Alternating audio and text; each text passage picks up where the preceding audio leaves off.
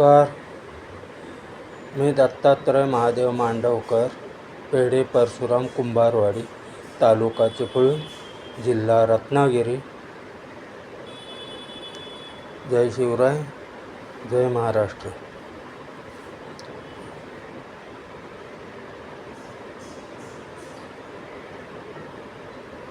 दोन 2021 पासून आमची घरं अतिवृष्टीमुळे परशुराम घाट कोसळून 6 घरांचं नुकसान झालं. तरी पण आजपर्यंत आम्हाला ना आमदाराने विचारलं, ना खासदारानं विचारलं, ना पालकमंत्र्याने विचारलं, ना मुख्यमंत्र्याने विचारलं, ना उपमुख्यमंत्र्याने विचारलं.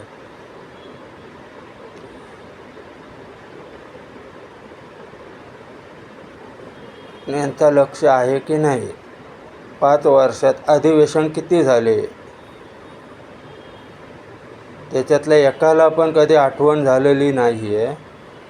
आणि हे सगळे कोकणातले मंत्री आहेत.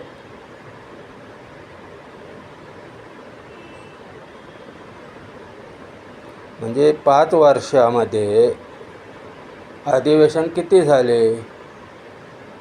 ना शेखर निकम आमदारांना माहिती, तर आम्हाला काय कळणार? कुठल्या अधिवेशनात कुठल्या मंत्र्याने एखाद्या तरी गोष्ट उचलून धरली का?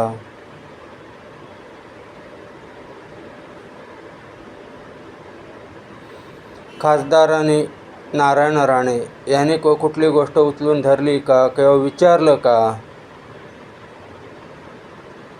पालकमंत्री उदय सामंत, त्यांच्याकडे 4-5 वेळा जाऊन आलो, तरीसुद्धा कुठलीही गोष्ट जे काय असेल तर क्लिअर सांगावं माणसाला. निवडणुका आल्याच्या नंतर तुम्ही परत तटस्थ राहता. कमीत कमी तुम्हाला जमत नसेल मुख्यमंत्र्यांना सांगा, उपमुख्यमंत्र्यांना सांगा. पण काहीतरी समोरच्या माणसाचा काहीतरी लिलाव तरी लावा, निकाल लावा. लिलाव बोलण्यापेक्षा निकाल लावा.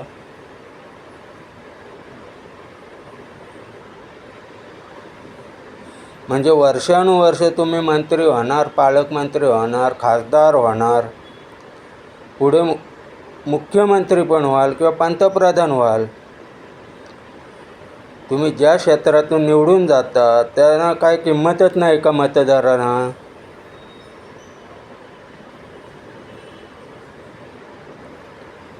शेखर निकम तर काय विचारूनच सोय नाही. त्यांनाच माहिती नाही, ग्रामसभेला येतात.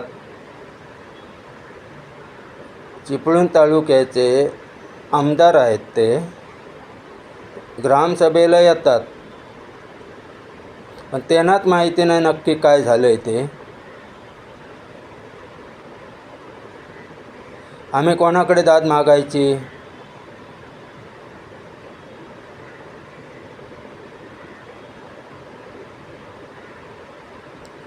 आता तरी अधिवेशन चालू आहे. कुठला आमदार असेल, खासदार असेल, पालकमंत्री असेल, त्याने विषय उचलून धरायचा ना. 5-5 वर्ष जर तुम्हाला जातात, बाकी सगळीकडे तुम्हाला वेळ असतो.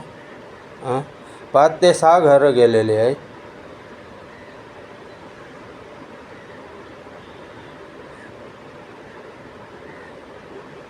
तुम्ही आम्हाला न्याय देणार की नाही देणार हे तरी सांगा ना आम्हाला.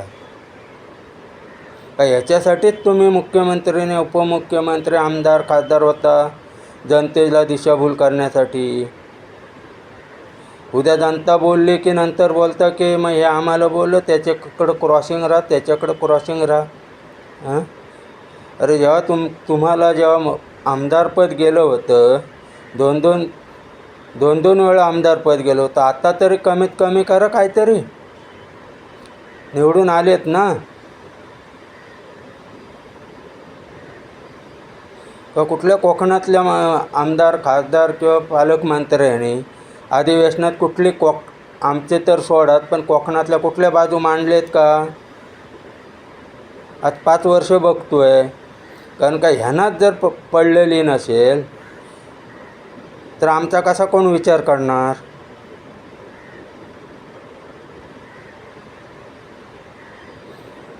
आमच्यापेक्षा भरपूर श्रेष्ठ आहेत ना सगळे लोक. कारण का जिथे पैसा तिथं चांग भलं असतं.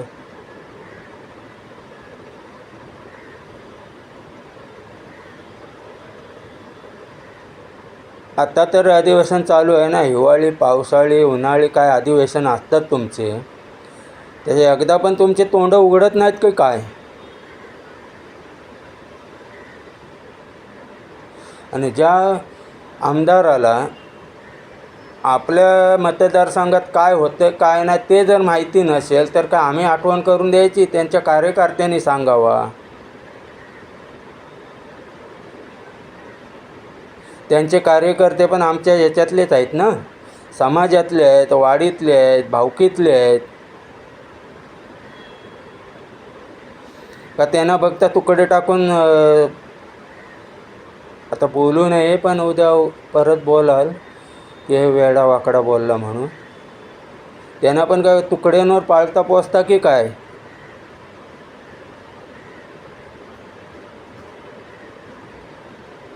तुम्हाला नाही माहिती, तुमच्या कार्यकर्त्यांना नाही माहिती, ग्रामसेवकाला नाही माहिती, तहसीलदाराला नाही माहिती, ग्रामपंचायत सदस्यांना नाही माहिती. हे माहिती कोणाला आहे. त्याने तरी पुढे यावा, जे काय ते साक्षमोक्ष करावा आणि पुढे चालावा.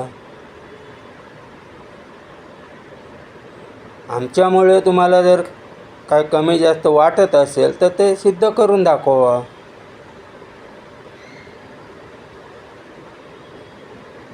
पण माझी एकच विनंती आहे की बाबा आत्ता अधिवेशन चालू आहे, भले 5 वर्षात एवढे अधिवेशन झाले असतील, पण आता तरी तुम्ही विषय मांडा आणि साक्षमोक्ष करा.